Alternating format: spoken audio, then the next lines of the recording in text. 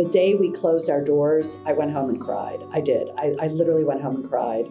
And 2 weeks later, when we furloughed our staff, I cried a lot.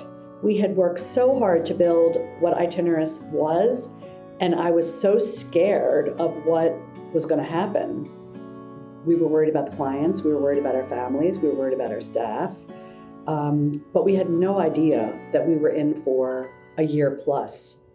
We've been through a lot in the last year, and these clients have actually helped me get through this as much as I'm helping them. Like they were my something to look forward to. They were my normalcy in a very unnormal world.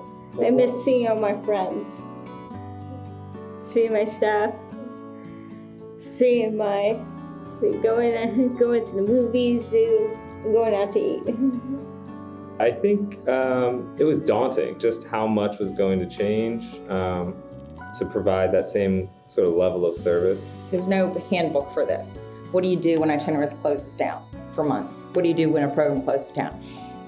I was amazed that they just said, we'll just do this, and they just did it. We were given the task to create lessons and curriculums, and we had no experience doing that. We all jumped on board and just figured it out, and we had a lot of support from our supervisors, upper management. Our staff is amazing. They go above and beyond in any situation and circumstance to make sure that the needs of our clients are met. And they've been able to create these incredible, virtual activities, services, curriculums to make sure that all the needs that we were meeting in person are still being met virtually. So the transition to virtual learning was very much something that we recognized that we had to do very quickly. So as soon as we closed the program about a year ago, we knew that we couldn't just not provide services to our clients. We did a lot of learning together, I think, all of us involved, and it ended up being really successful really fast, which was it was a really cool thing to experience. So there were activities that we weren't able to do in the building because it was a non-preferred activity for a client that we've been able to successfully do virtually because it's something that they're really enjoying now because it's through a medium that they prefer and they really like. After a week of totally downtime, they announced that they were doing some virtual classes on Zoom. I thought, we'll see how this goes. We signed her up for a couple, not thinking, that we'll see how this goes. She took to it like a fish in water. So when I was first doing Zoom classes, I was doing a lot more of the sort of mental health stuff. So we used lessons from our acceptance and commitment therapy, as well as flexibility lessons. We were talking about self-determination skills, self-advocacy, as well as building awareness for ourselves and understanding what it's like to have a disability and understanding disability rights. Alex, have you enjoyed taking classes at Itineris? Yes or no? Say yes. Mm-hmm. I think it's been really cool to see that evolve over from Flexibility, ACT, Work Readiness, a social club, which were our first 4 that we did that opening first 2 weeks back, to now over a dozen different classes that have been devised by staff and clients who've had ideas for classes. So I think that's been really cool to watch that evolution over the last year. Well, for both of us, the virtual classes have provided a lot of structure to our day, and I think that consistency and that routine has been crucial during this time. In my homeroom specifically, and I've seen it in other homerooms as well, but I've seen so much success. I've seen people who are achieving their PCP goals on a much faster timeline, I think, just because of them having the opportunity of doing it in a space that they're used to and a space that they would normally implement some of these skills in versus doing it here and then generalizing it to their house. What's your favorite class to take virtually?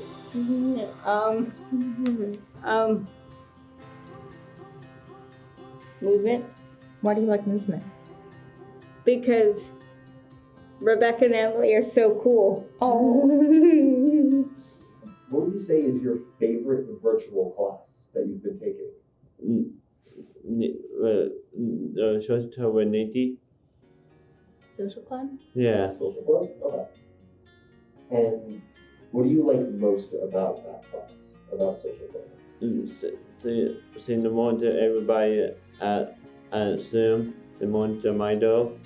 She just has become much more conversational, increase in vocabulary, increase in just her understanding of what's going on. So I think that's been a side effect, a good side effect of the whole thing. Where I've heard other folks, not here, but with other programs and schools complaining about virtual, Itineris is doing flawless, really great. So I think the in-home services really were important for clients where virtual learning was a big obstacle for them.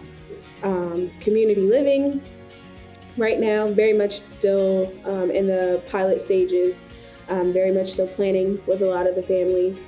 So I do bi-weekly meetings with some of my potential clients right now to get them used to each other, talking to each other. We come up with house rules.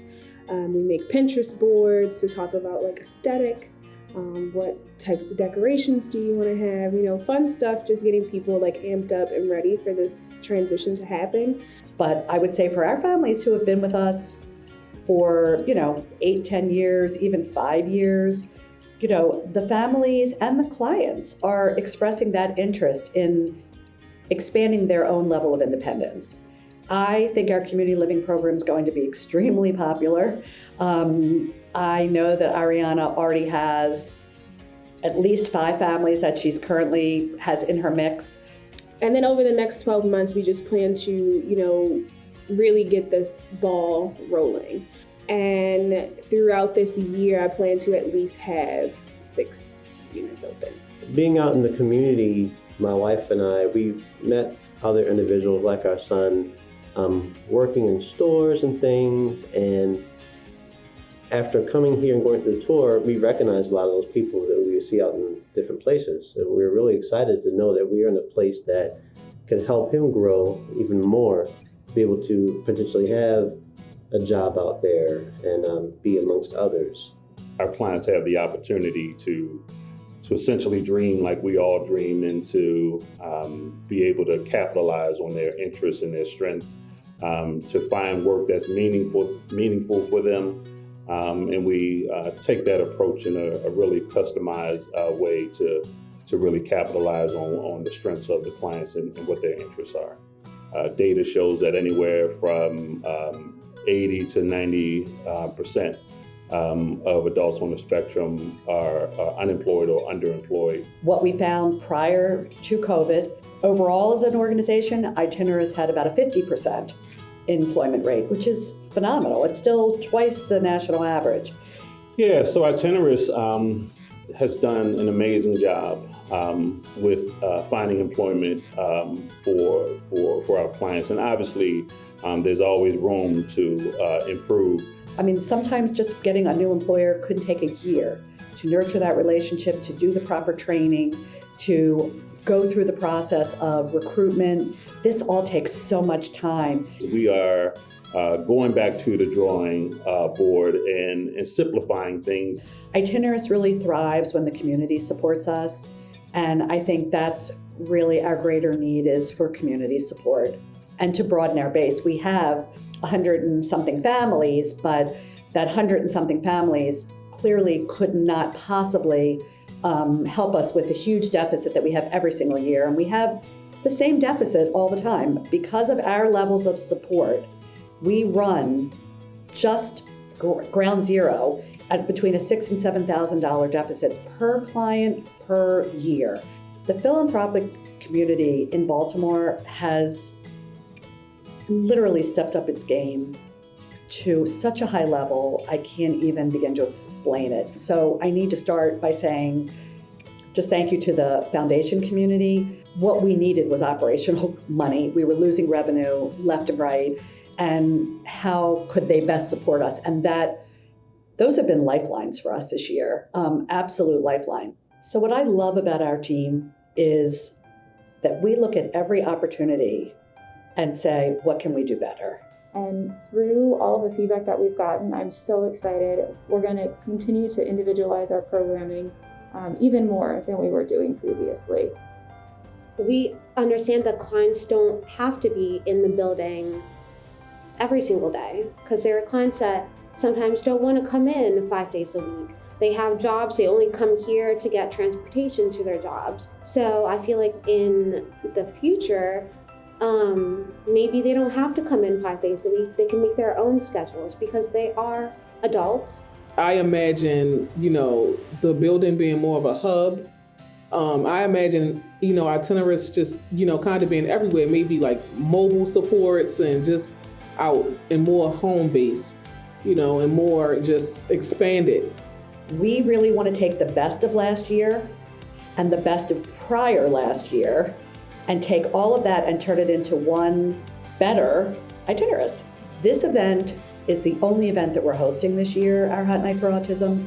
And we have had, again, some of the most loyal partners who have been our sponsors over the past 10 years, who continue to believe in us because they believe in us. We believe in us every year, and we believe that we can do this.